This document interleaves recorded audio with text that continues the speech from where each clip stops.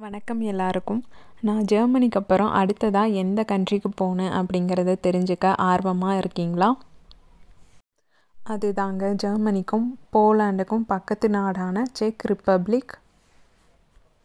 இங்கேயும் நான் விசிட் பண்ண இடம் செக் ரிப்பப்ளிக்குடைய கேபிட்டல் ப்ராக்.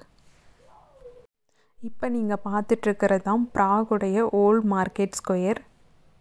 இது யூரோப்பியன் கண்ட்ரீஸில் இருக்கிற ஓல்ட் மார்க்கெட் ஸ்கொயரில் டாப் 10க்குள்ளே இருக்குங்க. நான் பார்த்ததுலேயே ரொம்ப பியூட்டிஃபுல்லான ஓல்ட் மார்க்கெட் ஸ்கொயர்ஸில் இதுவும் ஒன்று. நான் போஸ்னான்லேருந்து ஃப்ளைட்டை பிடிச்சி ஒரு சாட்டர்டே ஈவினிங் 5 மணிக்கு ப்ராகை ரீச் ஆகிட்டேன். ப்ராகோட ஏர்போர்ட்டில் இருந்து சிட்டி சென்டருக்கு போக ஒரு பஸ் பிடிச்சி அதுக்கப்புறமா இன்னொரு அண்டர் கிரவுண்ட் மெட்ரோவில் போகணும். இங்கே மோஸ்ட்லி பப்ளிக் டிரான்ஸ்போர்ட் சிஸ்டம் எல்லா யூரோப்பியன் கண்ட்ரிலையும் ஒரே மாதிரி தான் இருக்கும். நான் ஏற்கனவே ஜெர்மனியில் பப்ளிக் டிரான்ஸ்போர்ட் சிஸ்டம் யூஸ் பண்ணி பழகினதுனால இங்கே போகும்போது எனக்கு அவ்வளோ பயமாக இல்லை, நல்லா தைரியமாகவே இருந்தது. நான் சிட்டி சென்டருக்கு போகிறதுக்கு மெட்ரோவில் போனேன்னு சொன்னேன் இல்லைங்களா, அந்த மெட்ரோ ஸ்டேஷனில் இந்த மாதிரி ஒரு எலிவேட்டர் செம்ம நீளமாக இருந்தது. இதுவுமே என்னுடைய ஃபர்ஸ்ட் எக்ஸ்பீரியன்ஸ் தான், இவ்வளோ பெரிய எலிவேட்டர் நான் பார்த்தது. சிட்டி சென்டரை போய் ரீச் ஆனதும் ஹாஸ்டலில் செக்இன் பண்ணிவிட்டு வெளியே சுற்ற கிளம்பியாச்சு. சாட்டர்டே நைட் 7 மணிக்கு நான் ஃபர்ஸ்ட்டாக பார்க்க போன இடம் தான் ஓல்ட் மார்க்கெட் ஸ்கொயர். அந்த ஓல்ட் மார்க்கெட் ஸ்கொயருக்கு போகிற வழியில் இருக்கிற பில்டிங்கோடைய ஆர்கிடெக்சர்லாம் வேறு லெவலில் இருந்ததுங்க. அவ்வளோ காமாக அவ்வளோ அழகாக இருந்தது நடக்கிறதுக்கு. போகிற வழியில் அங்கே இருக்கிற கடைகள்லாம் இந்த மாதிரி கிளாஸ் ஒர்க்கை டிஸ்ப்ளே பண்ணியிருந்தாங்க. ஒவ்வொன்றும் அவ்வளோ அழகாக இருந்தது.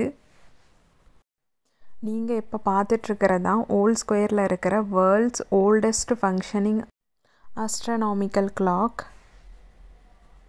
இந்த கிளாக் ரொம்ப ரொம்ப அழகாக இருந்தது.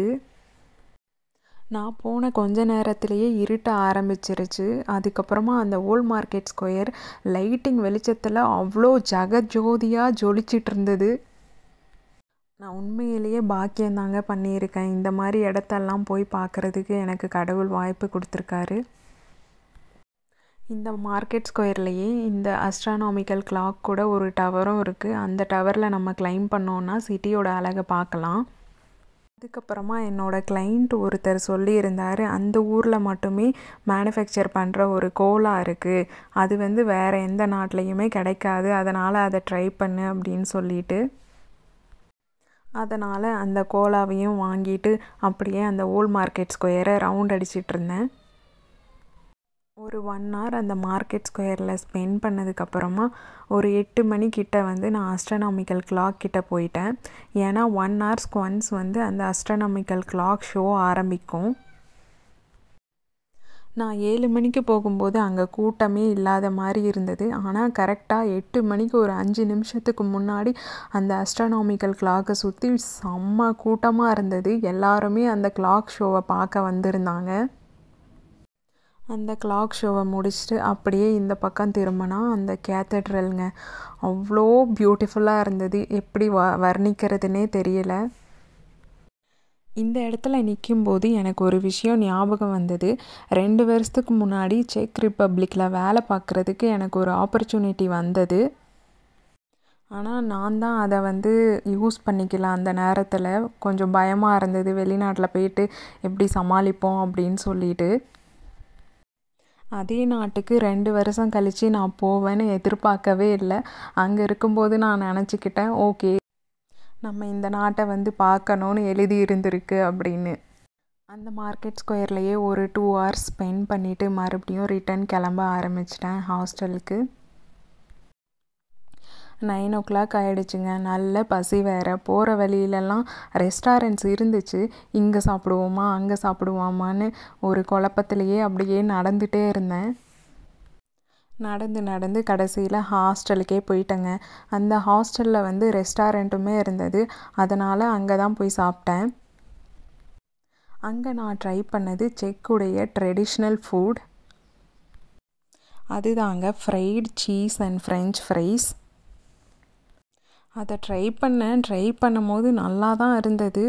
ஆனால் எனக்கு தலைவலியும் இருந்ததுனால சாப்பிட்டு முடித்த உடனே வாமிட் பண்ணிட்டேன். என்னதான் இருந்தாலும் நம்ம ஊர் சாப்பாடு மாதிரி வருமா? ஆனாலும் அது ஒரு நல்ல மெமரபிளாக இப்போ வரைக்கும் இருக்குது. அடுத்த நாள் காலையில் 8 மணிக்கே நான் கிளம்பிட்டேன் மீதி இருக்கிற பிளேசஸ் எல்லாம் பார்க்குறதுக்கு. ஏன்னா நான் பிளான் பண்ணியிருந்தது 2 nights and 1 day trip. Sunday நான் ஃபர்ஸ்ட்டாக பார்க்க போன இடம் சார்லஸ் பிரிட்ஜ். நான் ஸ்டே பண்ணியிருந்த இடத்துலேருந்து ஒரு 1 கிலோமீட்டர் வாக்கபிள் டிஸ்டன்ஸில் தான் இருந்தது. அங்கே இருக்கிற சந்து பொந்து எல்லாம் நடந்து சார்லஸ் பிரிட்ஜை போய் பார்த்தேன். அங்கேருந்து பார்க்கும்போது சிட்டி வியூ அவ்வளோ சூப்பராக இருந்தது. இங்கே இருக்கிற எல்லா யூரோப்பியன் கண்ட்ரீஸ்லேயுமே சிட்டிக்கு நடுவில் ஒரு ரிவர் இருக்குதுங்க. அதை சுற்றி தான் அந்த சிட்டியே இருக்குது. அழகாக மெயின்டைன் பண்ணிகிட்ருக்காங்க அந்த ரிவரை. இந்த ரிவர்லேயுமே நம்ம போட் டூரும் போகலாம். அங்கேயே உட்காந்து அந்த தண்ணியோட சத்தத்தை கேட்டுட்டு அந்த ரிவரில் இருக்கிற வாத்தெல்லாம் பார்த்துட்டு இருந்தேன். அதுக்கப்புறமா அப்படியே சுற்றி சார்லஸ் பிரிட்ஜ் கிட்ட போவோம் அப்படின்னு சொல்லிட்டு போனேங்க. இந்த இடத்துல வரும்போது ஒரு ஸ்ட்ரேஞ்சர் வந்து அவங்கள ஃபோட்டோ எடுத்து கொடுக்க சொன்னாங்க. அதுக்கப்புறமா இந்த ஃபோட்டோஸ் எல்லாம் அவங்க தான் எனக்கு எடுத்து கொடுத்தாங்க. அவங்களுமே சிங்கிளாக வந்திருந்ததுனால எந்த ஊர் அப்படின்னு கேட்டேன். ஸ்ரீலங்கா அப்படின்னு சொன்னாங்க. நான் கூட ஸ்ரீலங்கான்னு சொன்ன உடனே தமிழாக இருக்குமோ அப்படின்னு நினச்சிட்டு தமிழா நீங்கள் அப்படின்னு கேட்டேன். ஆனால் அவங்க தமிழ் இல்லைங்க, சிங்களம். அவங்களுமே 1 day ட்ரிப்புக்கு வந்திருந்தனால 2 பேரும் சேர்ந்தே சுற்றுவோம் அப்படின்னு சொல்லிட்டு அவங்க கூட தான் அந்த நாள் ஃபுல்லாக சுற்றிட்டு இருந்தேன். இந்த மாதிரி நீங்கள் தெரியாதவங்க கூடலாம் போய் சுற்றாதீங்க. அது எந்த அளவுக்கு சேஃபாக இருக்குன்னு தெரியல. எனக்கு எப்போவுமே ஒரு இன்ட்யூஷன் இருக்குங்க, நான் அதை ஃபாலோ பண்ணுவேன். அது ஏதோ அன்னைக்கு வந்து பிளைண்டாக ஃபாலோ பண்ணி அது சேஃபாகவே முடிஞ்சிருச்சு. அவர் ஏதோ ஃப்ரான்ஸில் ஒரு கம்பெனியில் டைரக்டராக இருக்காராமா. அப்படியே என்னையும் ரெஃபர் பண்ணுங்க அப்படின்னு சொல்லிட்டு இருந்தேன். அப்படியே அந்த சார்லஸ் பிரிட்ஜில் பொறுமையாக நடந்துட்டு இருந்தோம். சார்லஸ் பிரிட்ஜ் ஃபுல்லாகவே நிறைய சிலைகள் இருந்தது. சார்லஸ் பிரிட்ஜில் கொஞ்ச நேரம் டைம் ஸ்பெண்ட் பண்ணிவிட்டு அப்படியே பொறுமையாக அடுத்த டெஸ்டினேஷனுக்கு நடந்து போயிட்டுருந்தோம். இந்த டைம் நான் டே பாஸ் எடுக்கலைங்க. ஏன்னா இந்த சிட்டியில் எல்லா அட்ராக்ஷன்ஸுமே வாக்கபிள் டிஸ்டன்ஸில் தான் இருக்கும் அப்படிங்கிற மாதிரி இருந்தது.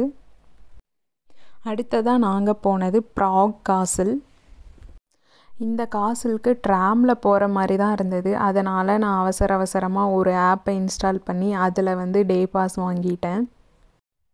அந்த ட்ராம்லேருந்து இறங்கி இந்த காசிலுக்கு போகிற டிஸ்டன்ஸ் வந்து செம்ம அழகாக இருந்தது. தூரத்துலேருந்து பார்க்கும்போது அவ்வளோ பிரம்மாண்டமாக இருந்தது. அதுவுமே இந்த மாதிரி ஒரு கேசலில் நான் இதுதான் ஃபர்ஸ்ட் டைம் பார்த்தேன். இங்கேருந்து சிட்டி வியூ வேறு லெவலில் இருந்தது. சார்லஸ் பிரிட்ஜிலேருந்து பார்த்த வியூ ஒரு அழகுன்னா இங்கேருந்து வேறு ஒரு ஆங்கிளில் வேறு லெவலாக இருந்தது. இங்கேருந்து அடுத்ததாக நாங்கள் போன இடம் பெட்ரின் டவர். அந்த பெட்ரின் டவரில் இருந்துமே சிட்டி வியூ பார்க்கலாம் அப்படிங்கிற மாதிரி இருந்தது. இந்த பெட்ரின் டவர் பார்க்குறதுக்கு ஐஃபில் டவருடைய தங்கச்சி மாதிரி இருந்தது. இது ஒரு பார்க்கில் இருந்தது. அன்னைக்கு நடந்து கால்லாம் செம்மையாக வலிக்க ஆரம்பித்ததுனால அந்த பார்க்லேயே ஒரு 1/2 மணி நேரம் உட்காந்து டைம் ஸ்பெண்ட் பண்ணிகிட்டு இருந்தேன். அடுத்ததாக நாங்கள் பார்க்க போனது டான்சிங் ஹவுஸ். இந்த டான்சிங் ஹவுஸ் எப்படி இருந்ததுன்னா, சின்ன வயசில் நம்ம மிட்டாயெல்லாம் சாப்பிட்டு அந்த கவரில் வந்து ஒரு பாவாடை, ஒரு தலை, 2 ஜடை இருக்கிற மாதிரி செய்வோம் இல்லையா, அந்த மாதிரி ஒரு ஷேப்பில் இருந்தது. இந்த டான்சிங் ஹவுஸை பார்த்து முடிச்சுட்டு லஞ்ச் சாப்பிட போயிட்டோம். அது என்னன்னா டர்க்கியோடைய ஸ்பெஷல் கெபாப். நம்ம ஊரில் சவர்மான்னு சொல்லுவோம்ல, அந்த மாதிரி தான் இருந்தது. ஆனால் டேஸ்ட் மட்டும் கொஞ்சம் டிஃப்ரெண்ட்டாக இருந்தது. அன்றைக்கி ஒரு 4 மணி பக்கமாக இருக்கிற மோஸ்ட் ஆஃப் தி பிளேசஸ் எல்லாம் பார்த்தாச்சு. காலுமே செம்மையாக வலிச்சிட்டு இருந்தது. அப்படியே அந்த ஸ்ட்ரேஞ்சருக்கு டாட்டா பாய் பாய் சொல்லிவிட்டு ஹாஸ்டலுக்கு போயிட்டேன். ஹாஸ்டலில் போயிட்டு ஒரு 2 மணி நேரம் ரெஸ்ட் எடுத்துகிட்டு மறுபடியும் ஒரு 7 மணி பக்கமாக சார்லஸ் பிரிட்ஜுக்கே போனேன். ஏன்னா சார்லஸ் பிரிட்ஜ் நைட்டில் வந்து ரொம்ப அழகாக இருக்கும் அப்படின்னு அந்த ஸ்ட்ரேஞ்சர் சொல்லியிருந்தார். அவர் சொன்ன மாதிரியே அவ்வளோ அழகாக இருந்ததுங்க. அங்கே இருக்கிற ஒவ்வொரு வீட்லேயுமே ஒவ்வொரு லைட் எரிஞ்சிட்டு ரொம்ப பியூட்டிஃபுல்லாக வானத்தில் நட்சத்திரம் மின்ற மாதிரி அந்த வீடு எல்லாமே மின்னிட்டு இருந்தது. அப்புறமா அந்த நதிக்கரையிலேயே நிறைய ரெஸ்டாரண்ட்ஸ் இருந்தது. அங்கே எல்லாம் ஃபேமிலியாக உட்காந்து அந்த நதியோட வியூவை பார்த்துட்டே சாப்பிட்டுட்டு இருந்தாங்க. நான் அப்படியே போதும் வேடிக்கை பார்த்தது அப்படின்னு சொல்லிட்டு திரும்ப ஹாஸ்டலுக்கு போயிட்டேன். அடுத்த நாள் போஸ்னானுக்கு ரிட்டன் ஃப்ளைட் புக் பண்ணியிருந்தேன். அதனால் அடுத்த நாள் பெருசாக எங்கேயும் போகல. எந்திரிச்சு டைரெக்டாக ஏர்போர்ட்டுக்கு கிளம்பி போயிட்டேன். நான் ஸ்டே பண்ணியிருந்த ரூமில் பெல்ஜியம்லேருந்து ஒரு பொண்ணும் சோலோ ட்ரிப் வந்திருந்தாங்க. அப்படியே அவங்களுடைய கான்டாக்டையும் வாங்கிட்டு வந்துட்டேன். இதே மாதிரி இன்னும் சூப்பரான இன்ட்ரெஸ்டிங்கான ஸ்டோரிஸு, நான் போன கண்ட்ரீஸோடைய டீட்டெயில்ஸ் எல்லாம் தெரிஞ்சுக்கணுமா சேனலை சப்ஸ்கிரைப் பண்ணுங்கள்.